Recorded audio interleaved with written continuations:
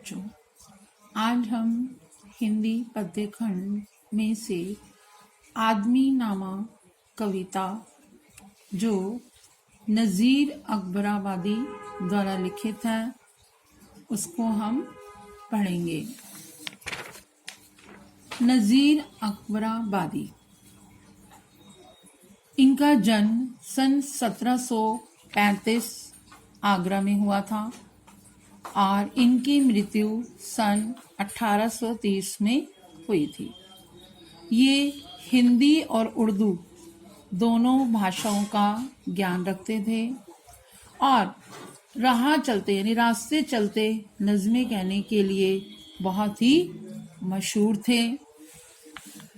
हिंदुओं के त्योहारों से में शामिल होकर दिलो जान से लुत्फ यानी खुशी उठाना और ज्ञानी होते हुए भी ये हंसी ठिठोली और अपने दोस्तों के साथ मनोविनोद यानी हंसी मजाक करते थे।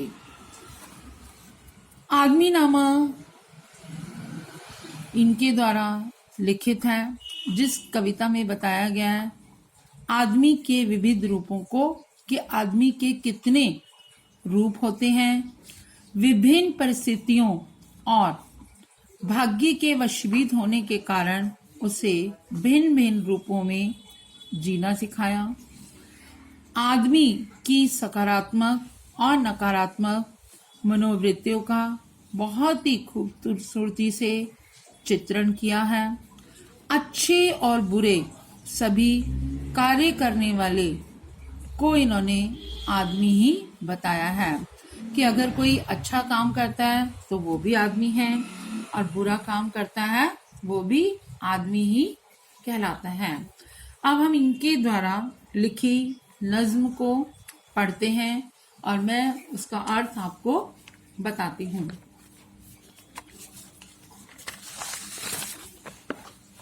दुनिया में बादशाह है सो वह भी आदमी, और मुफलिस व गधा है सो है वो भी आदमी। जरदार बेनवा है सो है वो भी आदमी, नियमित जो खा रहा है सो है वो भी आदमी। टुकड़े चबा रहा है सो है वो भी आदमी। आदमी नामा नज़्म में नज़ीर अकबराबादी ने कुदरत का सबसे नायाब संरचना आदमी को ही आईना दिखाया है। कवि ने आदमी की अच्छाइयों बुराइयों, उसकी सीमाओं और संभावनाओं को बड़े ही रोचक ढंग से प्रस्तुत किया है। कवि के अनुसार लोगों के भिन्न भिन्न आचरण और व्यवहार पर प्रकाश डालते हुए कह रहे हैं कि जो दुनिया में बादशाह है यानी जिसके पास धन दौलत है वो भी आदमी है, और मुफलिस और गधा का मतलब होता है गरीब और भिखारी। मुफलिस मीन्स गरीब और गधा मीन्स भिखारी। तो जो गरीब और भिखारी है वो भी आदमी ही है। जरदार का मतलब होता है मालदार यानी पैसे वाला, और बेनवा का मतलब होता है दुर्बल कमजोर जिसके पास कुछ भी नहीं है। तो जिसके पास बहुत धन दौलत है वह भी आदमी ही है, और जो कमजोर है वह भी आदमी है।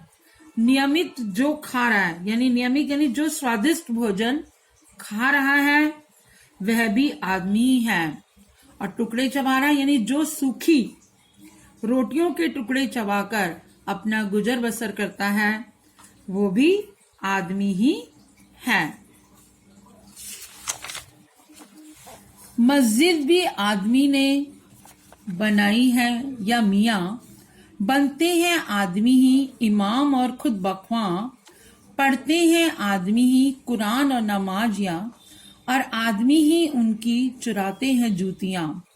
जो उनको ताड़ता है सो है वो भी आदमी।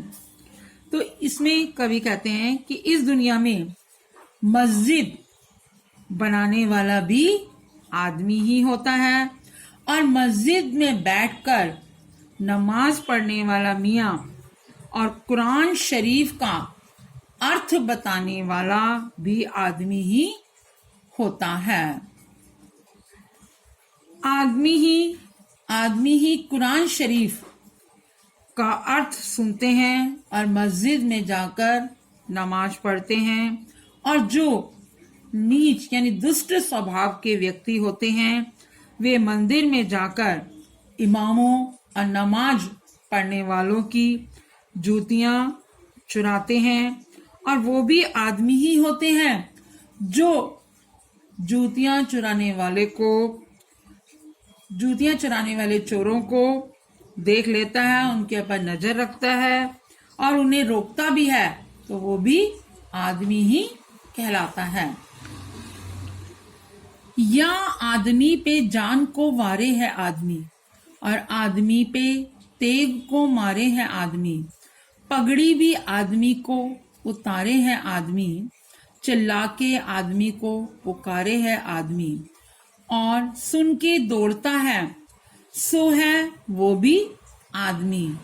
इसमें कवि जो है मनुष्य को उसकी असलियत बताता है। वो कहता है वे मनुष्य जो अन्य आदमी के ऊपर अपनी जान निछावर करता है, तो वो भी आदमी ही है।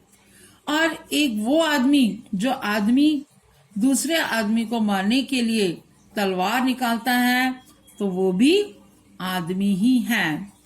और जो सरेआम दूसरे की इज्जत उतारता है, उसके पगड़ी उछालता है, तो वो भी आदमी ही है।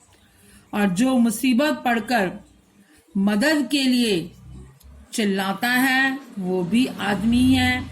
और जो उसकी आवाज को सुनकर उसकी मदद करने के लिए दौड़ता है, वो भी आदमी ही है। अशरफ और कमीने से ले शाह ता वजीर, ये आदमी ही करते हैं सब कारे दिल पजीर। या आदमी मुरीद है और आदमी ही पीर, अच्छा भी आदमी ही कहता है ए नजीर। और सब में जो बुरा है सो है वो भी आदमी। तो इसमें कवि कहते हैं कि कुछ आदमी शरीफ होते हैं, तो कुछ आदमी कमीने यानी नीच स्वभाव के होते हैं। बादशाहों से लेकर मंत्रियों तक सब मनमाने काम करने वाले आदमी ही होते हैं। इस दुनिया में आदमी ही शिष्य होता है और आदमी ही पीर पैगंबर कहलाते हैं। अच्छा काम करने वाला भी आदमी ही होता है और बुरे काम करने वाला आदमी ही होता है। तो आपने देखा कि इसमें उन्होंने आदमी के नकारात्मक और सकारात्मक दोनों रूपों को बहुत ही अच्छी तरीके से बताया है। आशा है कि आप लोगों को ये नज्म का अर्थ अच्छी तरह से समझ आ गया होगा। धन्यवाद।